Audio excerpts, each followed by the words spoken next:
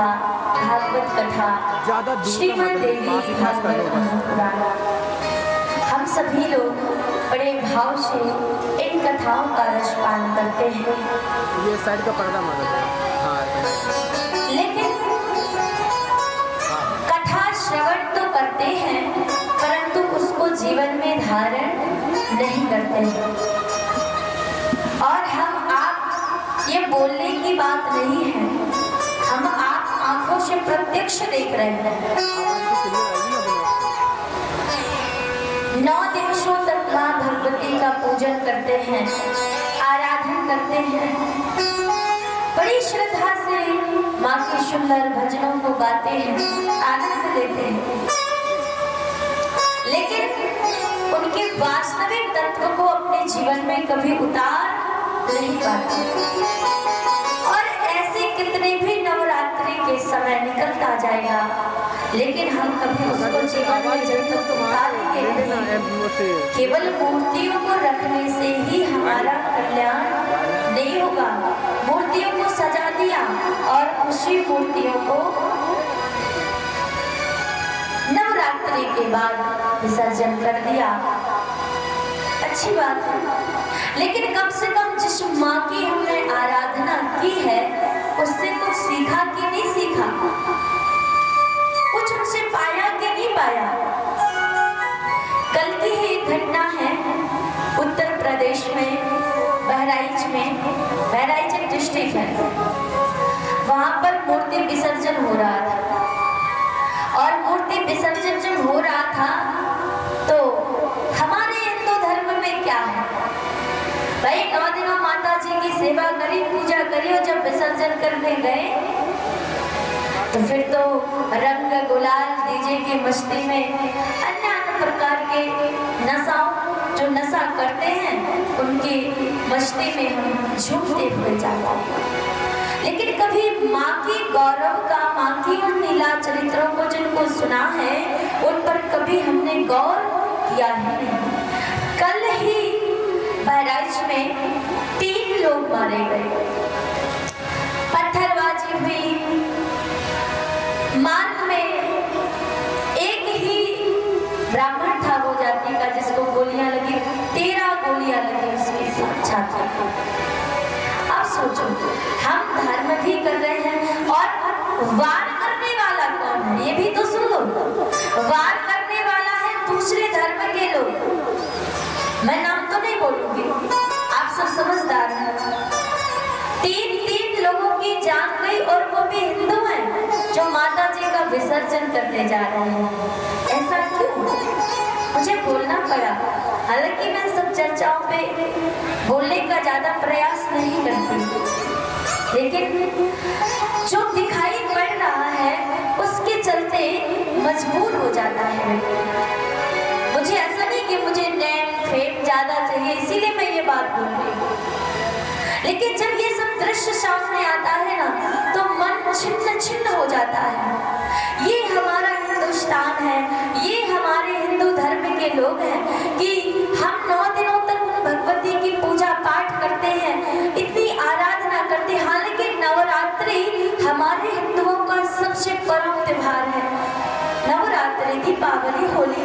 और ऐसे टाइम पर अन्य धर्मों के लोग इतना घोर अत्याचार कर रहे हैं, क्यों कर रहे हैं? और हम सब चुपचाप बैठे हैं, हम सब ताला मार के बैठे, जान लिया कि बाहर उपद्रव हो रहा है, आतंक हो रहा है, और हम अपने घर में छुपकर बैठ जाते हैं। कितनी शर्म की बात है।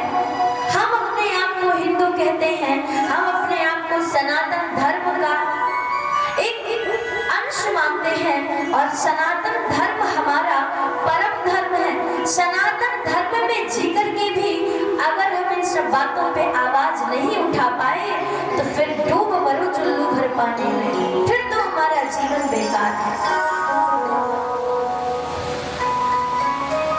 आज हमारे बड़े बड़े संतों ने, साधुओं ने बिना उठाया, हमारे परम पूज्य बागेश्वर धाम के जो महान आचार्य हैं, उन्होंने तो इतना बड़ा बीड़ा उठाया कि हम हिंदू राष्ट्र बनाएंगे। वो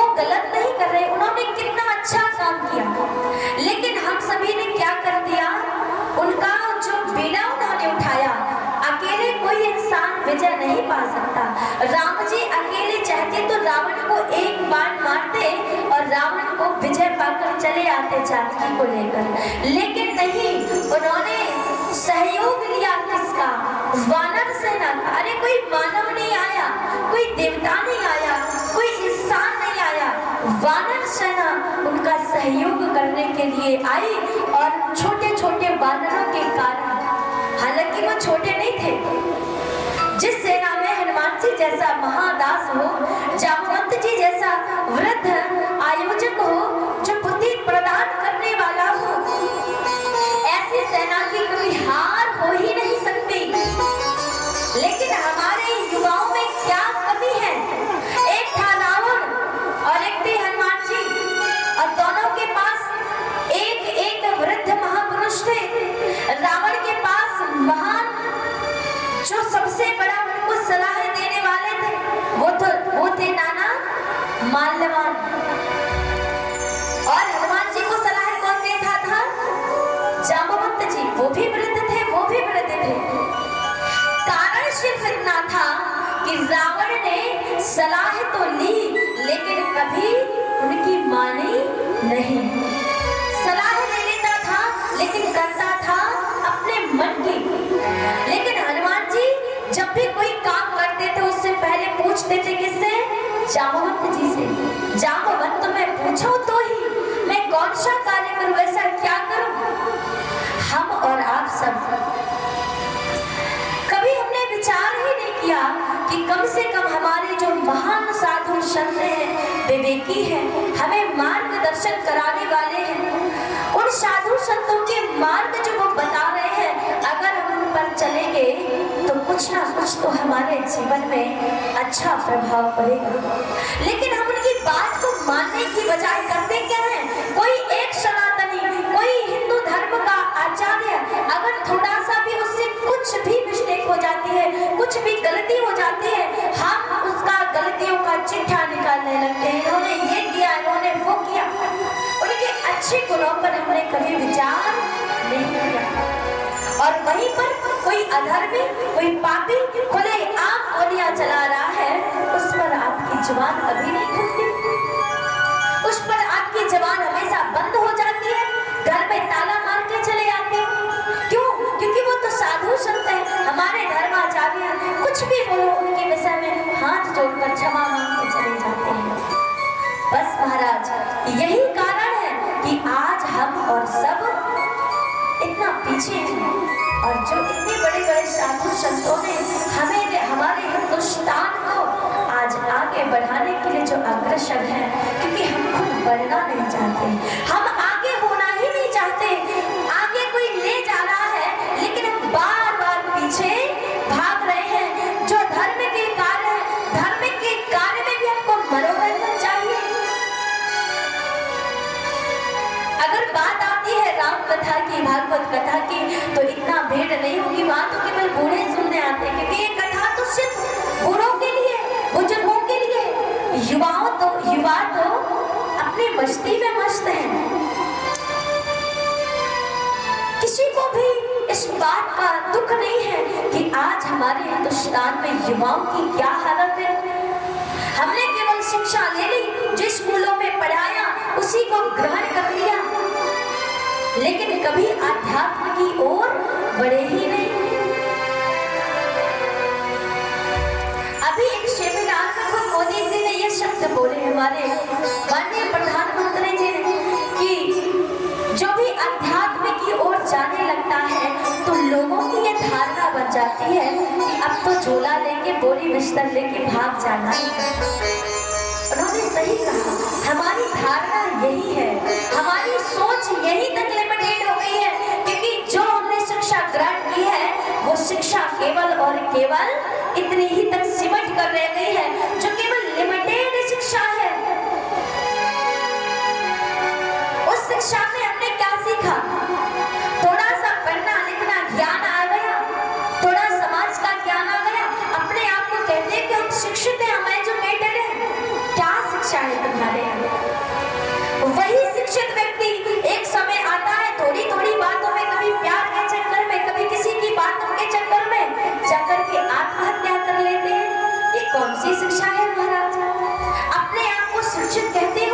और फिर अपने आप को ही जाकर के मौत के हवाले कर देते हैं।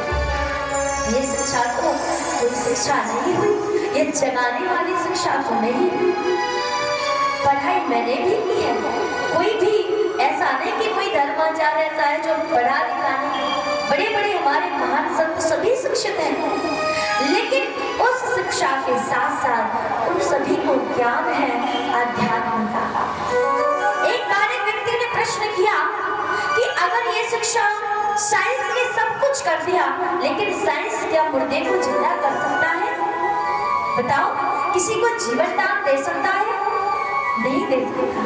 फिर आपकी आध्यात्म शिक्षा, आपका आध्यात्म, साधु संतों का ज्ञान, ये रामचरितमानस क्या किसी को जिंदा कर सकती है, किसी को जीवित कर सकती है? तो उन महान संत का उत्तर क्या था कि महाराज, ये साइंस की शिक्षा जिस प्रकार से मरे हुए को जीवित नहीं कर सकती, उसी प्रकार से ये जो आध्यात्म शिक्षा है ये मरे हुए को तो जीवित नहीं करती। सबसे बड़ी बात ये है कि ये शिक्षा, ये ज्ञान, ये पराविद्या, ये कभी किसी को मरने ही नहीं देती। क्योंकि हमारी गीता में तो ये लिखा है कि आत्मा कभी मरती ही नहीं, आत्मा कभी जलती ही नहीं। नैनम छिन्दन्ति शस्त्राणि नैनम दहति पावकः न चैनम क्लेद्यन्त्यापो न शोष्यति मारुतः। इसको तो कभी कोई जला नहीं सकता, कभी कोई वायु इसको सुखा नहीं सकती, जल गीला नहीं कर सकता। जब जिस व्यक्ति को ये आत्मज्ञान, आध्यात्म का ज्ञान हो जाता है, तो फिर वह व्यक्ति वास्तव में शरीर तो नष्ट हो जाता है। क्या विवेकानंद जी ने उस आध्यात्म ज्ञान को स्वीकार नहीं किया?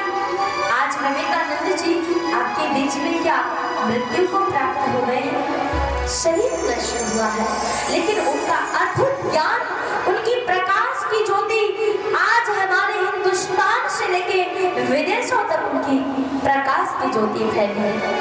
क्या दयानंद सरस्वती, भगत सिंह सरदार, ये सब हमारे बीच में हमको क्या लगता है कि आज नहीं है? लेकिन केवल उनका शरीर जो एक स्थूल शरीर है, जो नाशवान है, वो पंच तत्वों में विलीन हुआ है, लेकिन आज उनकी गौरव गाथाओं को बड़े सम्मान के साथ हम गाते हैं। लेकिन महाराज, कुछ ना कुछ तो कमी है हमारे अंदर, कहीं ना कहीं तो हम लोगों ने ऐसा अपराध किया है।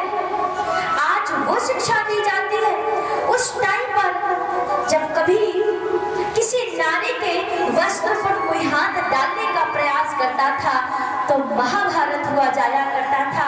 आज एक नारी को एक संस्कृति के अनुसार सम्मानित वस्त्र पहनने को कह दो तो महाराज महाभारत हो जाता है।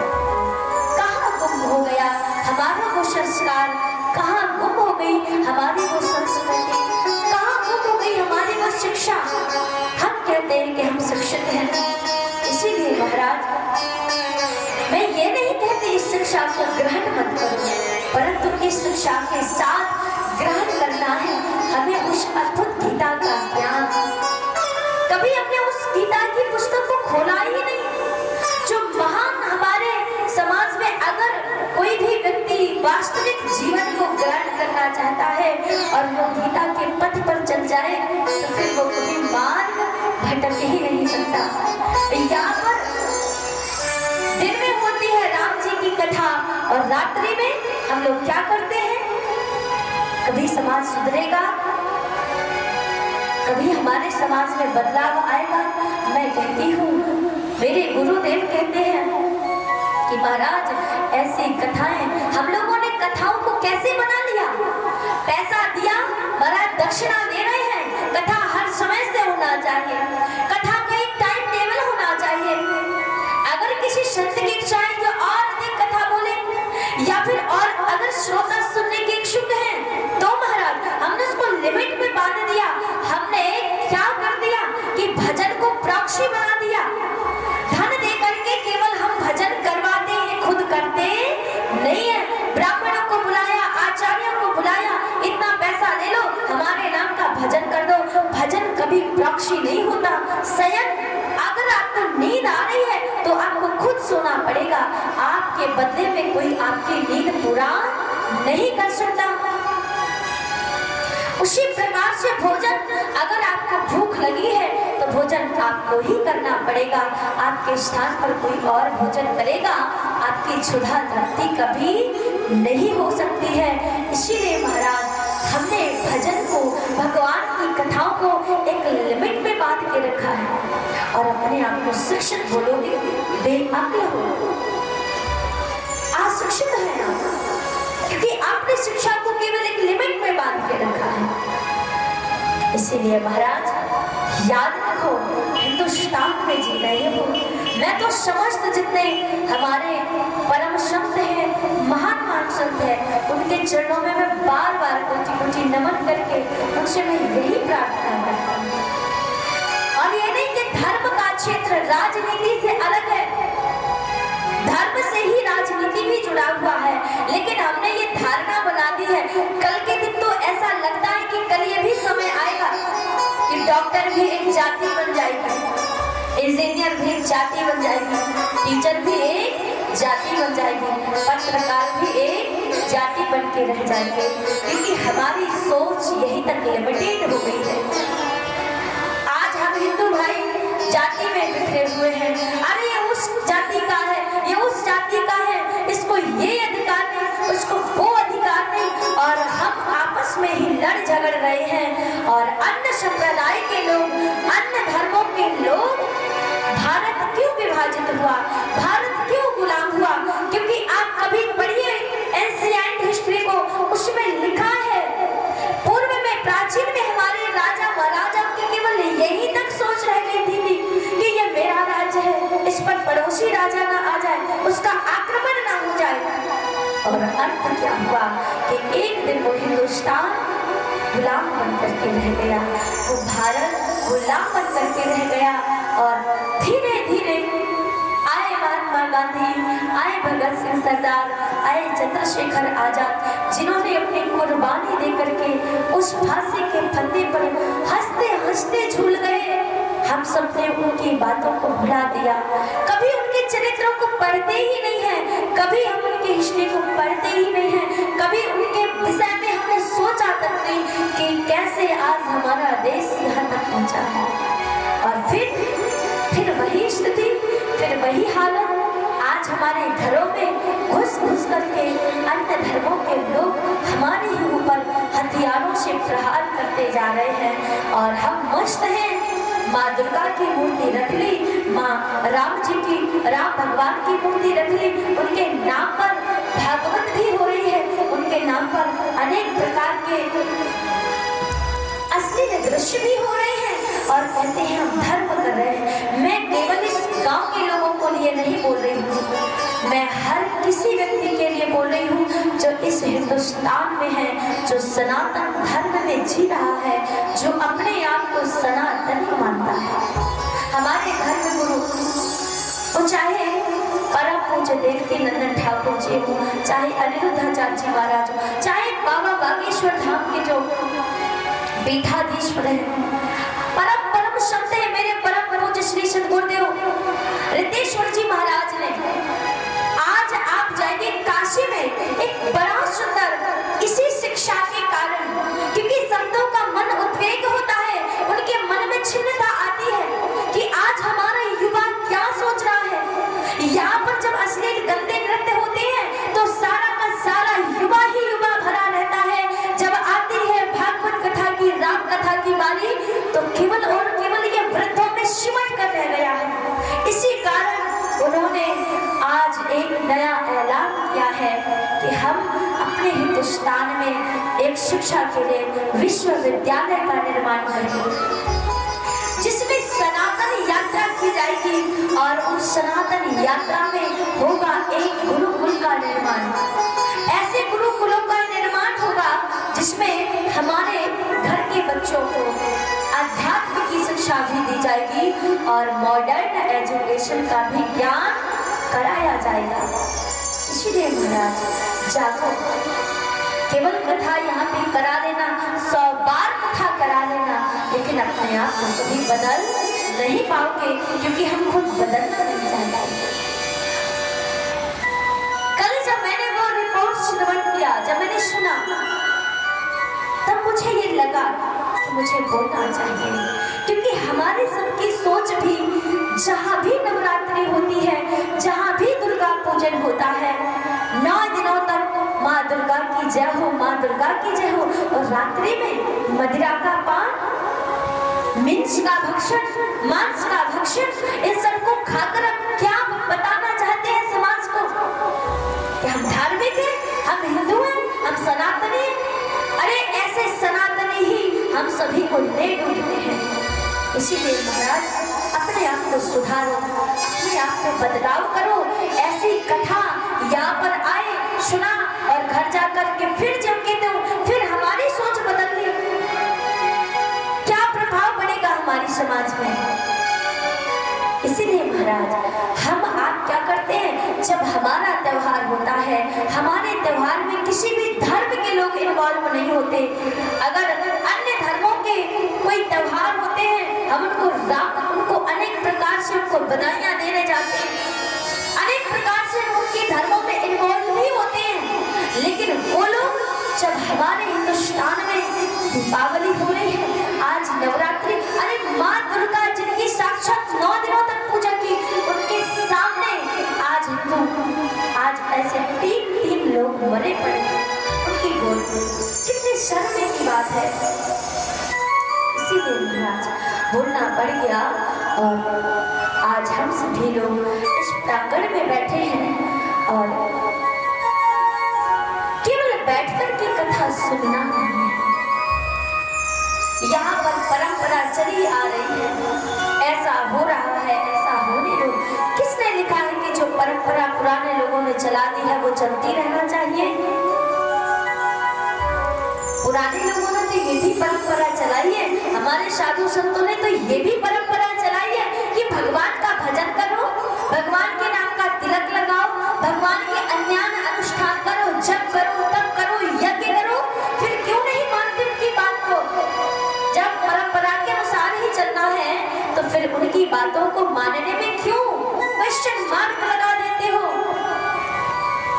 कोई आज हमारे साधु संतों से जरा सा भी कोई अपराध हो जाए, थोड़ा सा गलती हो जाए, लोग उनको मजबूर कर देते हैं, लेकिन वहीं पर धर्म के नाम पर कितने लोग इसका दुरुपयोग कर रहे हैं, उनके लिए हम कभी उंगली नहीं उठाते हैं, क्योंकि उसको हमने एक जगह तक लिमिटेड करके रखा हुआ है।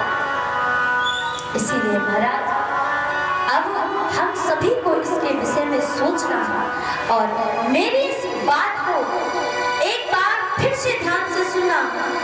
मैंने ये बात इसलिए नहीं बोली कि केवल ये बात आपके ग्राम के लिए या आपके समाज के लिए बोली, हमने ये बात हर किसी के लिए बोली जो हमारे हिंदू धर्म में है, हमारे हिंदू भाई हैं, हमारी हिंदू बहनें हैं, जिन्होंने केवल अपने धर्म को कहाँ तक सीमित कर रखा है।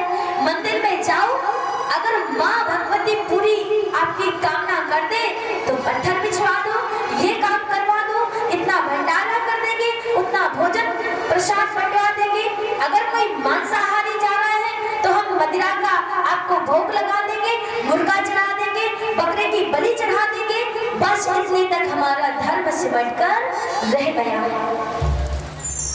बस बलि चढ़ाना ही हमारा धर्म है। इच्छा पूरी हो गई तो बलि चढ़ा दो, अगर नहीं हुई चढ़ा किसके लिए रहे हो?